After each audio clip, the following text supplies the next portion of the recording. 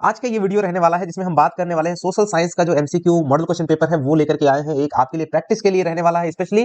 तो आप जरूर इसकी प्रैक्टिस करेंगे मेरे साथ साथ में। तो चलिए करते हैं शुरू अपने इस वीडियो को। पहला जो विषय है उसमें रक्षा व्यय में भारी इजाफा होने का कारण खर्चे की भरपाई के लिए निम्न में से क्या किया गया। तो बच्चों, युद्ध के नाम पे कर्जे लिए गए, सही बात है। करों में वृद्धि भी की गई, सीमा शुल्क भी बढ़ा दिया गया, यानी इनमें से सभी ये आपका करेक्ट आंसर हो जाएगा। अगला क्वेश्चन है 2 नंबर, ड्यूक मेटरनिख ने किसे हमारी सभ्यता का सबसे खतरनाक शत्रु बताया। तो मैथ्सनी, बिस्मार्क लिखा हुआ, रूसो और मॉन्टेस्क्यू लिखा हुआ है। तो जो जोसेफ मैथ्सनी थे उनको जो है ड्यूक मेटरनिख ने हमारी सभ्यता का सबसे खतरनाक शत्रु बताया था। सही आंसर क्या हो जाएगा? Joseph Mazzini. अगला क्वेश्चन है बच्चों 3 नंबर, जर्मनी को एकजुट करने में किसने अहम भूमिका निभाई। तो ऑटो वॉन है, VON स्पेलिंग होती है, ऑटो वॉन बिस्मार्क, राइट। सही आंसर क्या हो जाएगा? Option number B. अगला क्वेश्चन है हिंद स्वराज नामक पुस्तक की रचना किसने की। सभी को पता होना चाहिए, महात्मा गांधी। अगला क्वेश्चन है चितरंजन दास जो थे और मोतीलाल नेहरू ने मिलकर के किस पार्टी का गठन किया बच्चों। उस पार्टी का नाम था स्वराज पार्टी। अगला क्वेश्चन है कार उत्पादन को बढ़ाने के लिए हेनरी फोर्ड, आपने फोर्ड कंपनी का नाम सुना ही होगा, जो कार बनाने वाली एक अमेरिका की कंपनी है, उसने किस तरीके को अपनाया। तो बच्चों उसने असेंबली लाइन टेक्निक्स का यूज करके अपनी कार का उत्पादन बढ़ाया था। अगला क्वेश्चन है डॉन ऑफ द सेंचुरी, इस नाम ये एक पिक्चर का नाम है, एक फोटो है जिसका नाम है डॉन ऑफ द सेंचुरी नामक चित्र में किसका महिमा मंडन है। तो बच्चों उसमें औद्योगिकीकरण, इंडस्ट्रियलाइजेशन का महिमा मंडन यानी कि उसका चित्रण किया गया है। अगला क्वेश्चन, भारत में पहला प्रिंटिंग प्रेस किसके द्वारा लाया गया था। तो बच्चों जो पुर्तगाली थे उनके द्वारा जो है भारत में पहला प्रिंटिंग प्रेस लाया गया था, खोला गया था। सही आंसर क्या हो जाएगा? पुर्तगालियों के द्वारा। अगला क्वेश्चन है कि किस राज्य में काली मृदा पाई जाती है। तो बच्चों महाराष्ट्र, MP, गुजरात, कर्नाटक, आंध्र प्रदेश और तमिलनाडु, इन सभी जगहों पर काली मृदा पाई जाती है। तो इसमें से मिला लीजिए कौन सा सही आंसर है। गुजरात है इसमें, यस, ऑप्शन नंबर बी आपका करेक्ट हो जाएगा। अगला क्वेश्चन है पवन द्वारा मैदान अथवा ढालू क्षेत्रों से मृदा को उड़ा ले जाने की प्रक्रिया को हम लोग पवन अपर्दन कहते हैं। अगला क्वेश्चन है 11 नंबर में, भारत में उपलब्ध स्तनधारियों में से कितने परसेंट को लुप्त होने का खतरा है। बच्चों मौके पर ये 41% है, लेकिन आपकी according to text book 40% approximately ये करेक्ट आंसर हो जाएगा। अगला क्वेश्चन, नर्मदा बचाओ आंदोलन का नेतृत्व किसने किया था। तो मेधा मेधा पाटकर, ये मेघा है, मेघा पाटेकर जो है उन्होंने किया था, ये मेधा भी लिखा रह जाता है। तो बच्चों अगर बिल्कुल कम समय में आपको तैयारी करनी है कहीं पर, तो वो उसके लिए ये चैनल आपको सबसे बेस्ट फील होगा और आपको एकदम सटीक एवं सही चीजें आपको मिलने वाली है और सभी सब्जेक्ट की प्रिपरेशन होगी। हम आपके साथ हमेशा आपके एग्जाम तक और एग्जाम के बाद भी पूरे साल भर बने रहेंगे।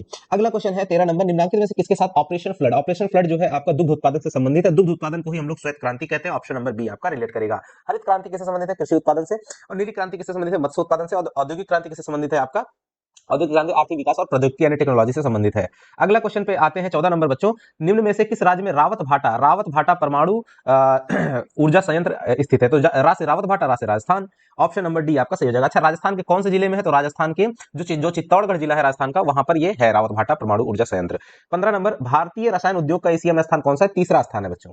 भारत की पहली रेलगाड़ी कब चलाई गई थी। तो 16 अप्रैल 1853 ईस्वी को मुंबई से ठाणे के बीच में, 1853 यहां दिया हुआ है, तो 16 अप्रैल 1853 ईस्वी मुंबई से ठाणे के बीच में चली थी। सत्ता में भागीदारी का एक सही लाभ क्या है। तो बच्चों जो विभिन्न समुदाय हैं उनके बीच टकरावों में कमी लाना, ये एक बहुत ही प्रमुख लाभ है। अगला 18 नंबर, संवैधानिक प्रावधानों और कानूनों के क्रियान्वयन की देखरेख में महत्वपूर्ण भूमिका कौन निभाता है। तो बच्चों न्यायपालिका जो है आपकी, वो इस चीजों में महत्वपूर्ण भूमिका निभाती है। अगले क्वेश्चन की तरफ बढ़ते हैं। 19 नंबर पे देखिए, अमेरिका में जो अश्वेत आंदोलन हुआ था वो कब उभरा था। तो 1966 में, 1966 में ये जो है अश्वेत आंदोलन उभरा था, राइट। ब्लैक पावर्ड मूवमेंट जो है ये आपका उभरा था। अच्छा, अगर आपसे पूछ लिया जाए कि जो 1966 में जो आपका अमेरिका में अश्वेत शक्ति आंदोलन उभरा था, उसको मतलब लीड किसने किया था या उसकी शुरुआत किसने की थी। तो सही आंसर हो जाएगा मार्टिन लूथर किंग जूनियर, नाम आपने सुना होगा, तो उन्होंने ही इसकी शुरुआत की थी, इसको लीड किया था। अगला क्वेश्चन है, बोलीविया की सरकार ने कोचबम्बा शहर में जलापूर्ति का अधिकार किसे दे दिया था। तो बच्चों एक जो है नेशनल कंपनी, अर्थात वहीं के उसी राष्ट्र की एक कंपनी थी जिसका नाम था सोमाया, जिसका नाम था सोमाया। तो एक राष्ट्रीय कंपनी सोमाया को जो है वहां की सरकार ने अपना जो जलापूर्ति का अधिकार है उसे बेच दिया था। अगला 21 नंबर का क्वेश्चन है, भारत में राजनीतिक दलों को मान्यता कौन देता है। तो बच्चों जो चुनाव आयोग है यानी ECI, इसको इलेक्शन कमीशन ऑफ इंडिया कहते हैं, भारत निर्वाचन आयोग या चुनाव आयोग, वो देता है। अगला 22, एक सीढ़ी नुमा रचना जिसमें सभी जाति समूहों को उच्चतम से निम्नतम के रूप में रखा जाता है, उसे जाति पदानुक्रम कहते हैं, जाति पदानुक्रम। अगला क्वेश्चन है, फ्रांसीसी क्रांति कब हुई थी। तो इसको तो हमारे सभी बच्चों को पता होना चाहिए कि फ्रांसीसी क्रांति कब हुई थी। 1789 को। अच्छा ये बताओ, फ्रांसीसी क्रांति जब हुई थी तो उस समय फ्रांस का राजा कौन था। ये आपको कमेंट बॉक्स में कमेंट करके बताना है, राइट।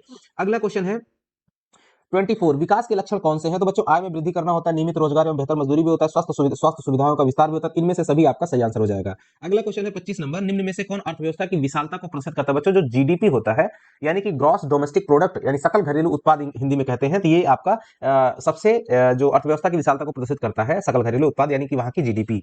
अगला क्वेश्चन 26 है, निम्न में से कौन सा क्षेत्र सरकारी नियंत्रण से बाहर आता है? जो असंगठित क्षेत्र होते हैं बच्चों, राइट, तो वो आपके सरकारी नियंत्रण से बाहर आते हैं। बैंकों के लिए आय का प्रमुख स्रोत, बच्चों जो बैंक के जो सोर्स होते हैं इनकम के, वो क्या होते हैं कि जो कर्जदार होते हैं और जमाकर्ता, उन दोनों पर जो लगाए गए ब्याज होते हैं उनके बीच का जो मेजर डिफरेंस होता है, यही आपका उनके लिए सबसे अधिक सोर्स होता है पैसे कमाने का, राइट। तो सही आंसर सी हो जाएगा। 28 नंबर देखो बच्चों, सरकार द्वारा अवरोधों अथवा प्रतिबंधों को हटाने की प्रक्रिया को हम लोग उदारीकरण कहते हैं, लिबरलाइजेशन, राइट। अगले क्वेश्चन की तरफ बढ़ते हैं। विश्व व्यापार संगठन जिसको WTO भी कहा जाता है, इसका गठन करने के लिए कौन सा प्रमुख उद्देश्य था?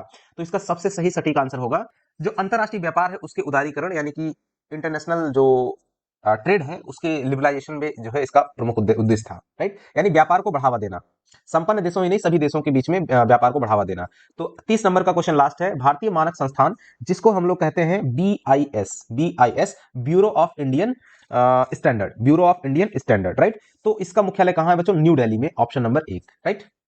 पहले अच्छा इसका नाम जो है BIS यानी भारत, इसका ISI था यानी इंडियन स्टैंडर्ड इंस्टीट्यूशन, राइट। तो इंडियन स्टैंडर्ड इंस्टीट्यूट था, ये पहले हुआ करता था, लेकिन अभी मौके पर आपको BIS अर्थात ब्यूरो ऑफ इंडियन स्टैंडर्ड ये आपका पूरा नाम हो गया। तो आई होप कि बच्चों आपको ये चीजें समझ में आई होंगी। मिलेंगे नेक्स्ट वीडियो में, तब तक के लिए नमस्कार, जय हिंद बच्चों।